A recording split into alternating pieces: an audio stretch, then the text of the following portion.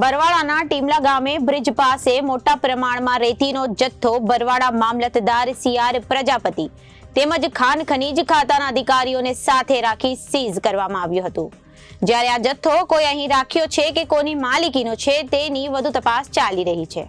સૂત્રો પાસેથી મળતી વિગત મુજબ બરવાડાના ટીમલા ગામે બ્રિજ પાસે મોટા પ્રમાણમાં રેતીનો જથ્થો બરવાડા મામલતદાર સીઆર પ્રજાપતિ તેમજ ખાન ખનીજ ખાતાના અધિકારીઓની સાથે રાખી સીઝ કરવામાં આવ્યું હતું।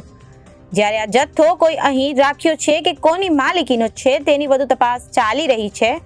જ્યારે સૂત્રો પાસેથી મળતી વિગત મુજબ ટીમલા ગામની નદીમાંથી જ ખનીજ માફિયાઓ દ્વારા રેતીનો સ્ટોક કરવામાં આવ્યો છે અને વેચાણ કરવામાં આવે। જ્યારે આજ રોજ થયેલ કામગીરીને લઈ ખનીજ માફિયાઓમાં પણ ફફડાટ ફેલાયો છે।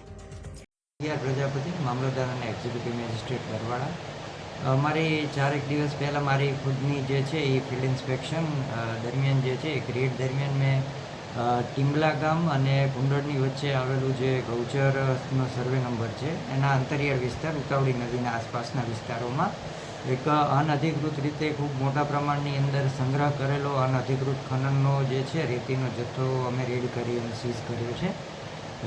એ સીઝર જે છે એ દરમિયાન ખાણ ખનીજના વિભાગના અધિકારીઓને ત્યાં બોલાવી અને એનું મેઝરમેન્ટ અને ટેકનિકલ બાબતોની ચકાસણી કરીને માપ કાઢતા વિવિધ 3 જગ્યાએ ખલવાડની જગ્યા છે તેમજ કુંડળના ગૌચર સદનની જગ્યા નદી કાંઠાના અંતરિયાળ વિસ્તારની એમ કરી અને કુલ 1450 મેટ્રિક ટન જેટલો સંગ્રહિત આ જથ્થો જે છે એને અમે રેડ કરી અને સીઝ કરેલો છે અને સરકારી હસ્તક જે છે એને લેવાની કાર્યવાહી કરી દીધેલી છે।